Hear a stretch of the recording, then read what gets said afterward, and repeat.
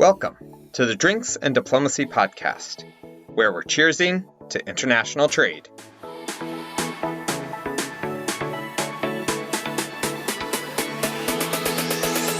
Hello and welcome everyone back to the next episode of the Drinks and Diplomacy podcast. We are so excited that you've joined us for this fun conversation on international trade, which may not sound like a lot of fun, but we've got two really fun people here to make it fun for us. As always, I am Tim Horgan. I am the Executive Director of the World Affairs Council of New Hampshire, your local go-to resource for everything global. And I am joined, as always, by my wonderful co-host. It is Andrea Vanessa Castillo. I'm so excited to be here with you all again. Thank you, Tim. It's so amazing to come back for another episode on trade. Super excited to talk about this. And I'm coming to you all here from Portland, Oregon. I work as a program officer at the Oregon chapter called World Oregon. And I'm super excited to have another conversation. And so, Tim, keeping in line with our Drinks and Diplomacy title and theme, I'm so curious what you have for us today. Before we get into introducing our speakers, I have a question for them. Being trade specialists and people involved in international trade, my drink of choice today is the second most traded commodity in the world. Grace and Justin, do you know? What do you think, Gracie? Beer or wine? Alcohol. That's a good guess, but as a matter of fact, there may be some alcohol in this, but that is not the main ingredient. The main ingredient in my drink today is coffee. Tim, you know, we deal with exporting, Tim, and although I'm sure there is some delicious American coffee out there, I'm going to give you a hard time. So way to embarrass us right off the bat. That's what we're here for, Justin, to put you guys in awkward situations and see how you react. Well, thank you, Tim. Mission accomplished. You guys were close with the alcohol, but starting off with some coffee. So, Andrea, how about you? What did you bring for our trade talk today? Yes. Ooh, nice alliteration right there. Right? Okay, so I had figured out the same thing that you did about our second most traded commodity. And I am not the biggest fan of coffee in the world. So I was like, that would have been perfect to be able to bring for today. But what I did instead was went to a pretty popular coffee cafe location called Starbucks. I don't know if anybody of you know it, but I figured out that the United States imports the majority of fresh dragon fruit from Southeast Asia and primarily Vietnam. And so what I did was I have today a little dragon fruit drink there you go. For me today. Nice. And decided to focus on the import side of our trade conversation. Well, wonderful. That's a great tie-in. So we both are focused on the imports. So let's kick it over to our panelists for today, see what they brought, see if maybe we can pull in the exports a little bit from our trade export expert. Justin, say that 5 times fast. I know, really. So we'll kick it off first with welcome Justin Olasky from the U.S. Commercial Service here in New Hampshire, located out in Portsmouth. Portsmouth now. All right. Shows you how long we've known each other for, I guess. Well, yeah, that is true. That is true. We've evolved. Thank you both for having us, and my esteemed colleague Grace Preston, who will be introduced with Geophysical Survey Systems, for joining me today. But my name is Justin Oslowski. I'm with the U.S. Department of Commerce and an agency within Commerce called the International Trade Administration Commercial Service. So yeah, we've got a couple of layers.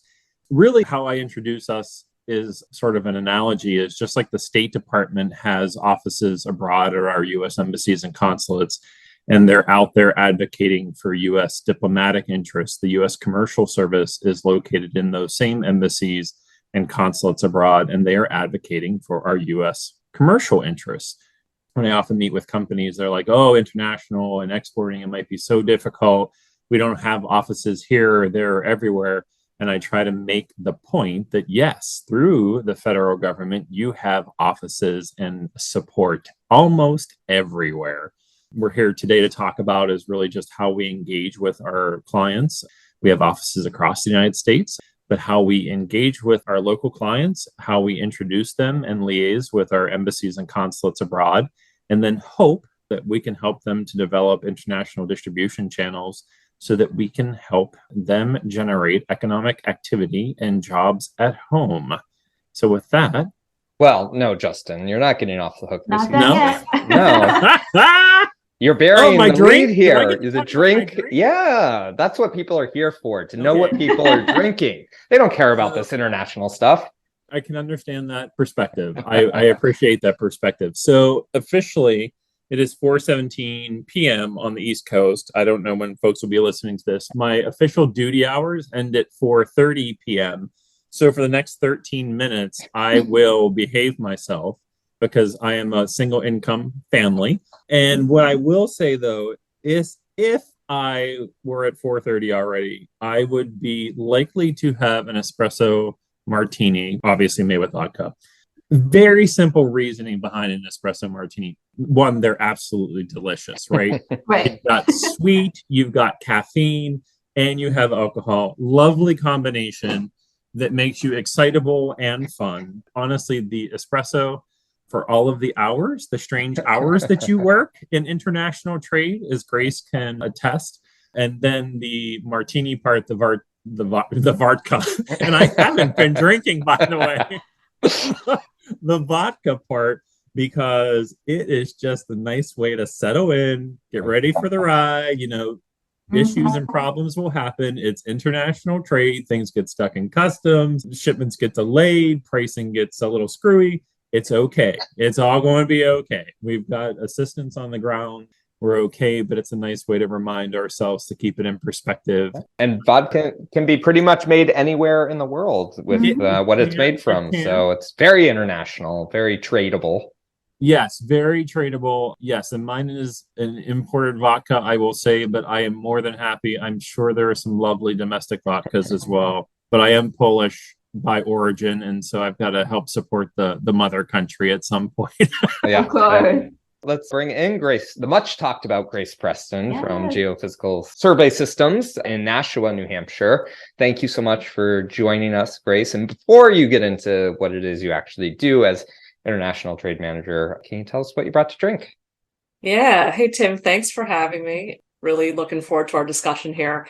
I took a little different approach. So I am a beer connoisseur, if you could call it that. And I am drinking a local New England beer by the name of Sea Dog Brewing, Blue Paul Blueberry beer. And I think one of the things that I like to tell people about international trade is, the money that we're generating overseas helps grow a local economy. This is a perfect example. I love local breweries. I love spending money in local breweries. So that's my take on international trade. And I also like this beer because it has a very low alcohol level. So I can have a few and not feel like going a little overboard. Grace has blueberries in the beer because she I do. That is why she has blueberries in the beer. Well, it's always good to get these insights that can be brought by bringing friends together over a drink. But Grace, can you actually tell us a little bit about what you do for GSSI? Yeah, so GSSI, we're based in Nashua, New Hampshire, and we do ground penetrating radar, or GPR as it's called. And we use it in a variety of applications, from concrete inspection assessment to underground utility location, geophysical surveys, mining, glaciology, archaeology, forensics, transportation. So basically imaging of the subsurface. And it's really interesting. It's really technical, but it's fascinating and it's really needed technology around the world. So I joined them about a year ago, and I am managing everything outside of North America. We do business through establishing local representation. So part of my job is finding local representatives that are going to promote, sell, support our customers around the world. When I have them in place, then I work with them to generate interest in our products and help pull through the sales.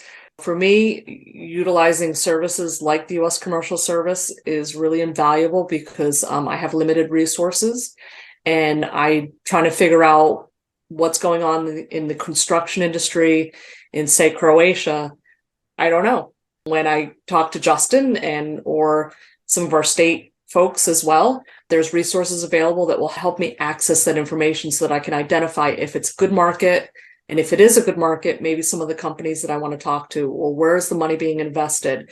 Is it being invested in construction? Is it being invested in transportation?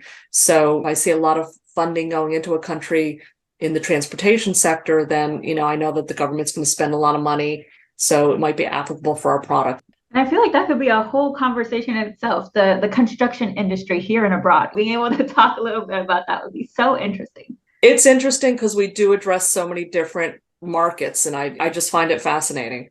Well, so for international trade, obviously we're talking business here. Throw this to both of you. Pretend I am a business located in the US and I'm thinking about going abroad. Can you talk a little bit about what the overall benefit to a local mom and pop business to open themselves up to 95% of the global economy? Well, first off, here in New Hampshire, the reality is we have an incredible export ecosystem. So that does include, as Grace sort of referenced, our state of New Hampshire partners at the Office of International Commerce.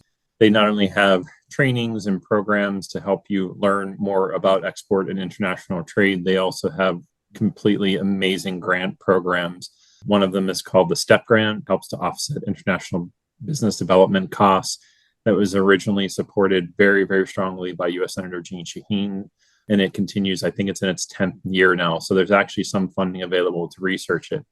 But the export system goes deeper. The export ecosystem goes deeper in the state of New Hampshire. It also goes to our small business administration partners. It goes to our small business development centers.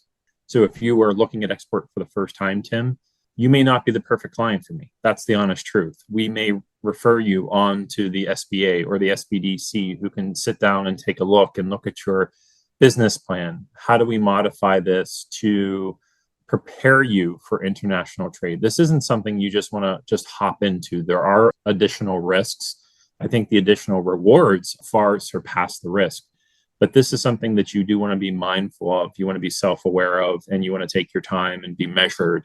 Certainly have the educational component, which our partners often provide. We also work with Exim Bank. We work with the Granite State District. Justin, sorry. I told you I would make you explain every acronym you used. So here's number one. Export-Import Bank. Often an underutilized service of our federal government that helps to finance larger transactions, but the Small Business Administration is also there to help finance smaller transactions. We also work with the Granite State District Export Council.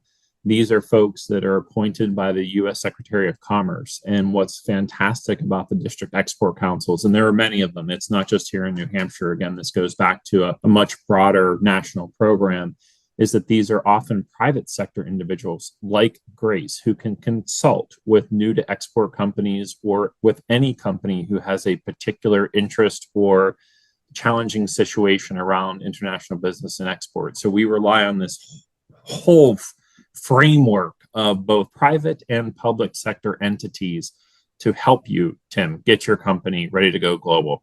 And then the final note that I would say is the benefit is easily the economic development, the revenue generation. And what I often tell companies is there can be times where your domestic market softens. You've got to rely on other revenue streams to keep your revenues high and to meet sales goals, so on and so forth. We've got clients, Grace, I'm interested to hear your perspective on this, but we have clients certainly that 50% of their revenue generation is coming from international sales. So it becomes not only a lifeline when the domestic economy might soften, but it's also just smart business in that you're diversifying your markets, your industry sectors, so on and so forth, to help you maintain when there can be changes in markets. And then certainly it goes back to the job creation side. And I really do personalize it. I think not only is it job creation, but knowing that that one job that might be created by a New Hampshire export where we've successfully engaged is supporting a family and putting food on table. That's the sort of thing that really hits me. Sure, you can talk big numbers, you can talk about revenue generation, but I really, really like to bring that down to the local level and see how it impacts families. And we've got a lot of folks that rely on international trade and exporting specifically for their livelihoods.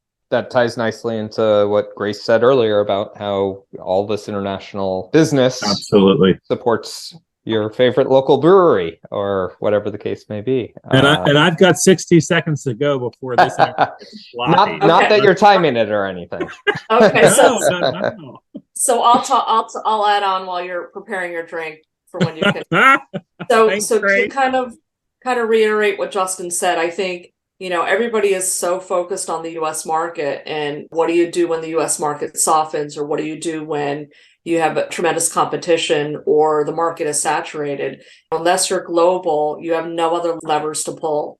I just tell people it's diversification. I've worked in international trade for almost 25 years now.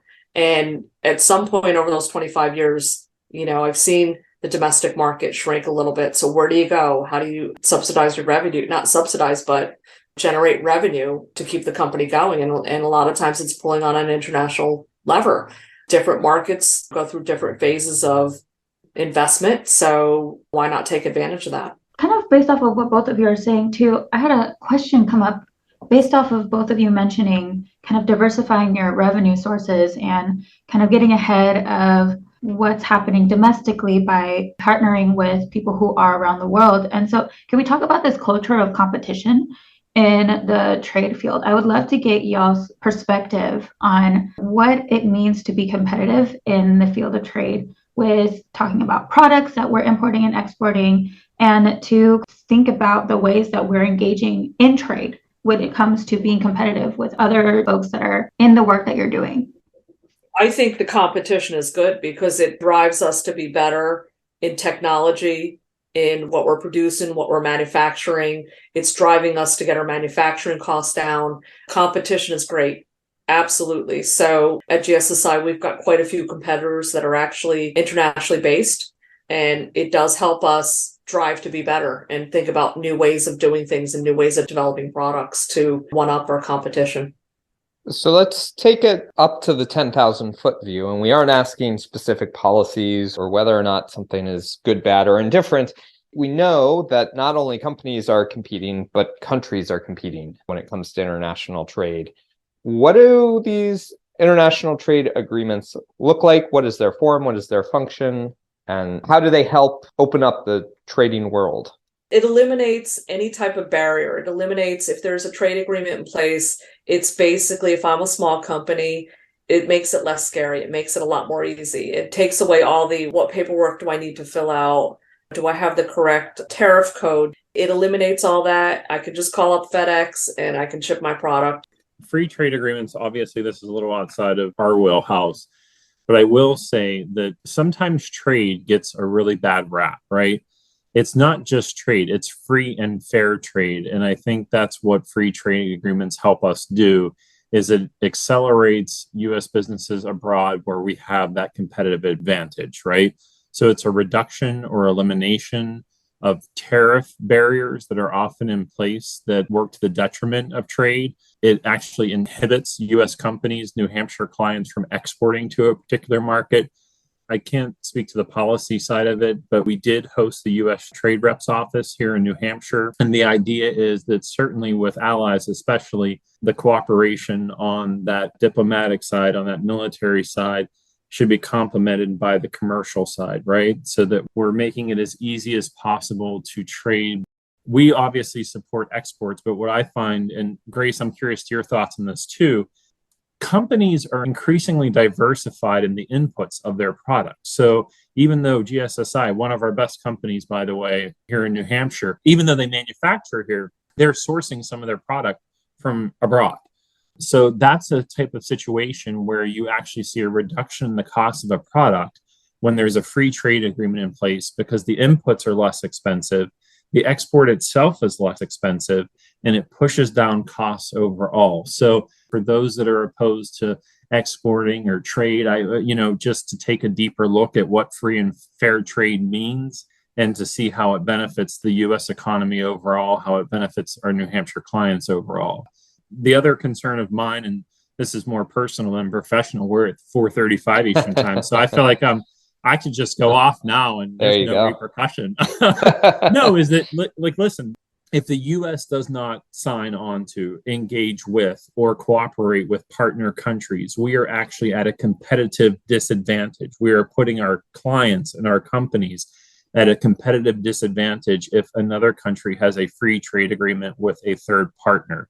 So that's always something that concerns me. I think profit margins can be rather narrow sometimes. So Grace, I don't know. I mean, I don't know if you've seen particular business be better in free trade agreement countries, but I've got to imagine that that would really, especially with competition.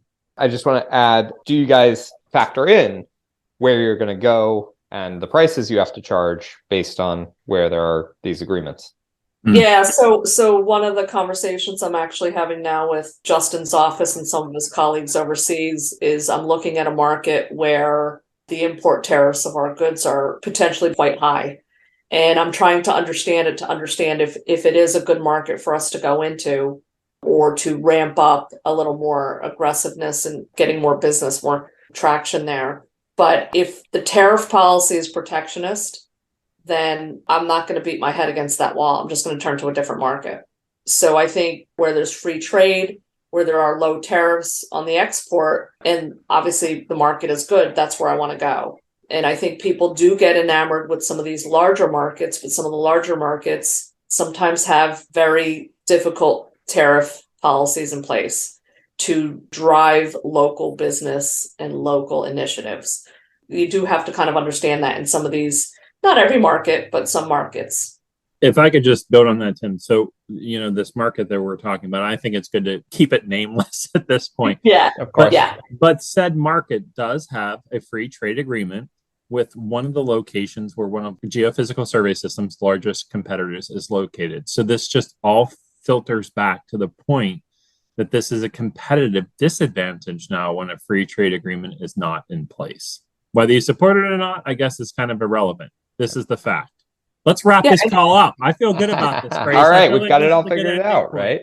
Obviously, my role is more about exporting, but I can see when we're talking pricing our products, our supply chain, if we're importing goods and it's really costly to import due to we're bringing stuff in components, we're bringing stuff in from a country that we don't have a unilateral trade agreement with. We have to pay higher duties and taxes, and that's got to be built into the price of our products. So I'd love to say we get everything from the US, but of course we don't. So there's chipsets, there's boards, there's LCD screens, there's all sorts of things that we import from overseas. A lot of it we do have reworked here and worked on tweaking. I don't know what they do. I'm not an engineer, nor do I play one on TV. But there's obviously work that has to be done to the components here before we build it up into our product. And so are all these considerations you're bringing up as we're talking about trade agreements what we would consider as trade imbalances? There are some, yes. There are situations around the world right now that are, I don't want to say getting worse, but there's concern. There's certain markets where we feel we need to be prepared for more of an initiative to prevent outside products from coming in. Trying not to name names. Yeah. Right. I want the general information. All right. Well, this leads me to what is hopefully a fun and interesting conversation. Wait, Also, it's not Hasn't already been so far. well, Ready? even more fun. And I don't know, we did not plan this out in advance, so you guys may not have an answer. I've got a back pocket answer already. I'm feeling pressure, Grace. Are you? I think Justin, this is going to fall to you. What is your favorite tariff story? Oh gosh. While you think about that, I will talk about a thing I was just reading about called the chicken tax, which came about in 1963. The U.S. was retaliating against French and German government who imposed tariffs on U.S. chicken. And so anything that came from those countries on starch, dextrin, brandy, and light trucks was under the chicken tax here in the U.S., which is a 25% tariff that still remains on motor vehicles for transport of goods. So light trucks, there have been some really interesting ways in which companies have tried to get around that tax to get down to 2.5% tariff, including the Ford Transit Connect, in which they're built in Turkey and Spain. They're imported with rear wheels and seats and seat belts, making them passenger vehicles. But once they arrive in the US, Ford rips out and recycles the windows, seats, and seat belts, and then makes it into a truck, just to avoid a 25% tax. So I think that is probably my favorite tariff shenanigans story. Anything from you guys? I will say that one of our companies was very creative. It is in line with your story, Tim. So you will be very, very pleased to hear this. Good. They got around a very creative solution. Their exports the highest tariffs to a particular country. So they shipped it all unassembled, right? Just completely unassembled. And then worked with a local vendor, reassemble it, and then sell it. And it's just interesting. That shows you the creativity, I think, of US companies sometimes. Is it was simple as like, oh, we can totally change our tariff classification code by putting it in parts and shipping it abroad, reassembling it, and then selling it and getting around the tariff. So maybe not my favorite story, certainly not so interesting, but I will give it points for creativity. Yeah. Well, and to me, the reason I bring it up is it shows perhaps the value of some free trade agreements. Again, whether or not you agree with them or not, companies are going to try and find ways around them. Making trade as frictionless as possible perhaps seems like a good idea, although there are challenges there, of course, and domestic politics to take into account, which we will not get into here because we are all nonpartisan and government people, so we'll steer clear of the politics of it all. Not private. I can say anything I want. That's true. Let's throw it to Grace and see what trouble she can get us all in.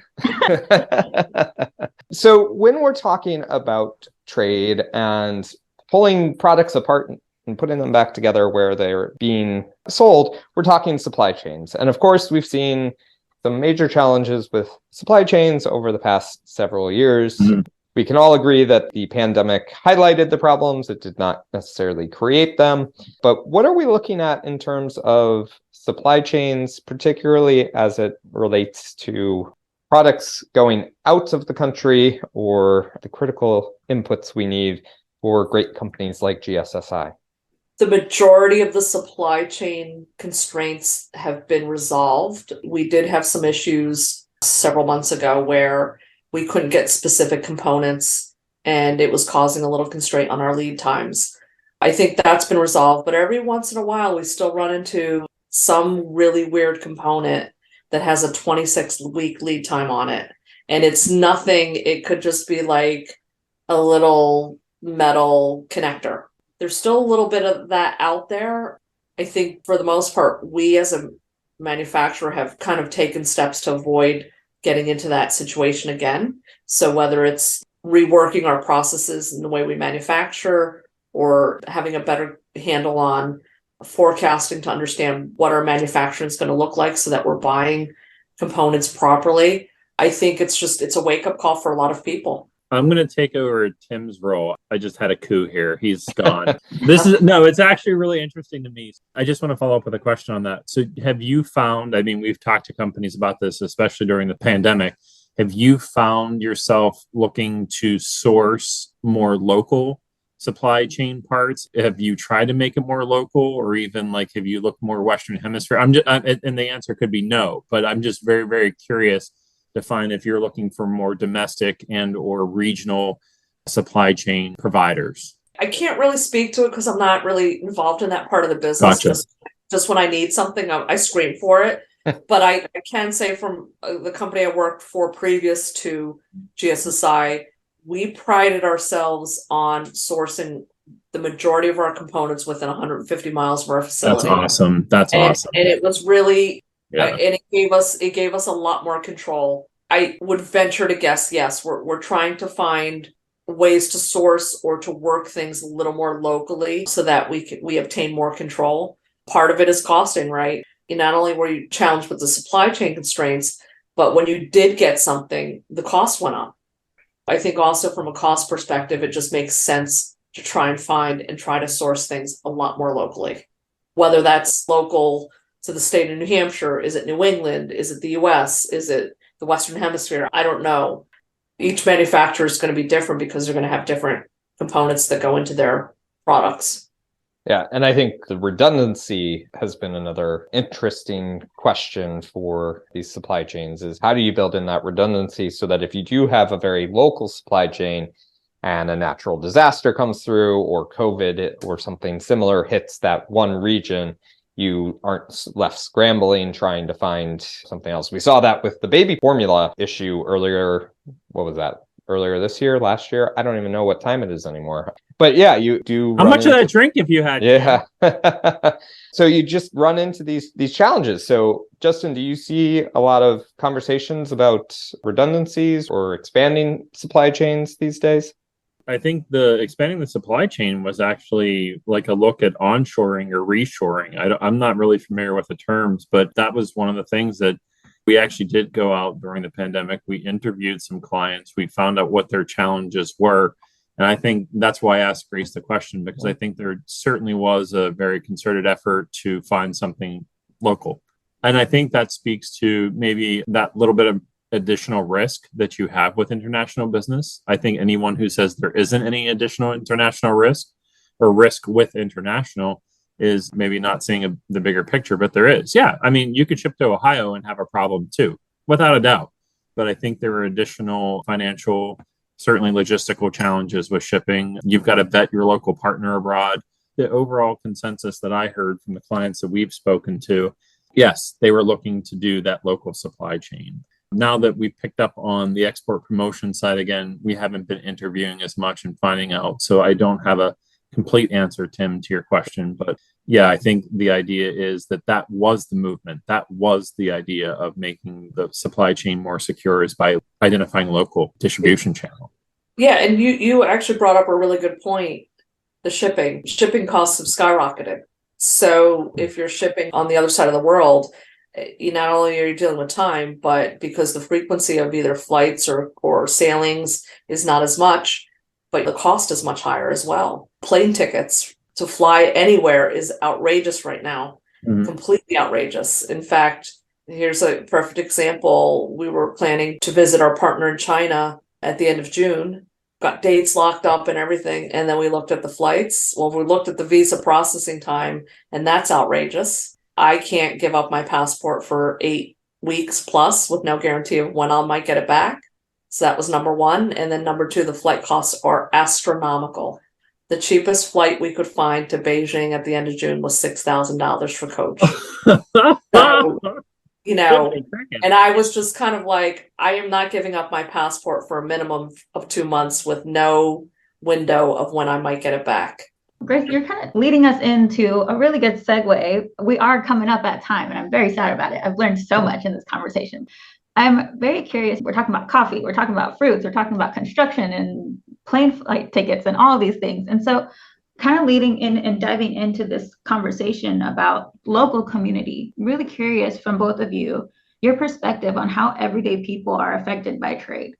I look at it from a consumer perspective. I think one of the news outlets a couple years back had a challenge of trying to buy everything that was 100% American, and it was really impossible. In the middle of winter here in New England, you can't get fresh fruit. Where does it come from? It comes from South America. All of your electronics are coming from overseas, your iPhones, your computers. I'm sitting on IKEA furniture. In our everyday lives, trade is really, really important from a consumer perspective. The hops in my beer probably were not grown locally. The hops probably came from Slovenia or someplace like that, or maybe out your way in Oregon. I think it's critical. Trade is critical for everyday life. I love the exponential effect that you were talking about, Grace, is you make a living off of international sales, right? So then you take those funds, you go into the local community and you support the local communities. Someone at some restaurant, someone at the local coffee shop, they don't realize how much they're even supported by international trade. It's everywhere and it's pervasive, whether you like it or not. I won't make the political call on that, but the reality is this will just continue to grow. The impact on day-to-day lives, the flow of trades, importing, exporting, it will continue to grow. There's more connectivity than ever. There's actually a reliance on it at this point, and it really is a bread and butter issue. It literally, I have seen companies add positions, hire people because of their export sales. And that, at the end of the day, is exactly what we want to see as an economic development agency. Trade's been around for thousands of years, well, hundreds at least. Time in memoriam. Now, I mean, Marco Polo, the Silk Road, it was all about trade. So it's nothing new. Well, in New England, continuing that thread of coffee, people would be very unhappy if they could not get their Dunkins in the morning. And I am pretty sure that nowhere in the US is really a key coffee growing area. There might be some who are trying it, but somewhere north of Littleton, I heard, is a big coffee producing region of New Hampshire. I'm being sarcastic. Yeah, just heads up. For anyone who's not in New Hampshire, Littleton is very north of our very north state. Lovely place. Lovely Lovely place. Come Not- and visit it, spend your money. Lovely place. Lovely. Let us know. Yes, they just cold winters and coolish summers are not usually what coffee needs to But grow. great restaurants, great breweries. Go visit. Yes. Go Good for me visit. to know. Visit New Hampshire. Come and visit New Hampshire. I will tell you, since we're on the topic, Tim, that one of the things the government is doing better these days is reaching out to underserved communities too. And I would be really, really remiss not to mention it, but certainly part of that is outreach to the LGBTQI plus community. Very happy to announce for those that might be listening that we're doing a mission of sorts. It's actually called an executive matchmaking forum, but to Mexico in August. And so we're doing this across the nation. This is national recruitment. It's reaching out to all underserved communities, and that includes rurally located businesses, women-owned firms, veteran-owned firms, obviously minority-owned firms. So I just love this part of trade. And I think it speaks back to the message, Tim, that you mentioned of how it impacts everyone, right? And so we have to make sure that everyone has a vested interest in trade and seeing it as being successful. So the Global Diversity Export Initiative is something that my agency is undertaking to make sure that all feel included, all feel welcomed, all feel engaged with international business opportunities. Thank you for the shameless plug. Well, we'll throw a link into the podcast description for that one as well. But I see that many people in the room are coming to the ends of their drinks, which is usually a good sign that we've come to the end of the conversation. But we, as always, view this as the start of the conversation, not the end of it. We would love for people to continue to think more about international trade, how it impacts their lives, and what it means for even just the number of cereals you see in the supermarkets. Thank you to Grace and Justin for joining us. One thing we do here at the Drinks and Diplomacy podcast is we end with a little bit of a cheers. And since we are an internationally focused group, we leave it up to our panelists to decide what toast they would like to say in whatever language they may or may not know. We'll do a little countdown. We'll do a little cheers. It can be cheers, l'chaim, prost. I just want to give this to Grace. Grace, I think we should end with you. And I know you love that local language. So, you do this and I'll be cheering you in the background. Wouldn't we do it all together, Justin? We do it all together. You're not getting out of this. Grace should lead us. Grace can lead us, but Justin, you're not getting out of this. No matter how hard you try. You're challenging me, Justin. All these languages that I don't know. Now you're really putting me on the spot. So. I'm going with salud, right? That's one. I'm gonna go with slante. Okay. On the count of three. We ready? Sure. Justin, Justin, I need a little more excitement than that. Yes, I'm there ready. We go. All right, perfect. Good. Embrace the future. All right, on the count of three. 3, 2, 1, salud. Salud. Okay. Great. Well, thank you so much for joining us here on the Drinks and Diplomacy podcast. Thank you to Justin and Grace for entertaining us, putting up with us, whatever you want to call it. Really appreciate your insights on this conversation. Look forward to seeing you all on the next one. Thank you all. Thank you. Thank you. The Drinks and Diplomacy podcast is a joint program of the World Affairs Council of New Hampshire and World Oregon. Your co-hosts and producers are Andrea Castillo, Program Officer at World Oregon, and Tim Horgan, Executive Director of the World Affairs Council of New Hampshire. The audio editor is Tim Horgan. Our theme music is We Are One by Scott Holmes Music. Thank you so much for listening, and don't forget to subscribe and leave us a comment. Until next time.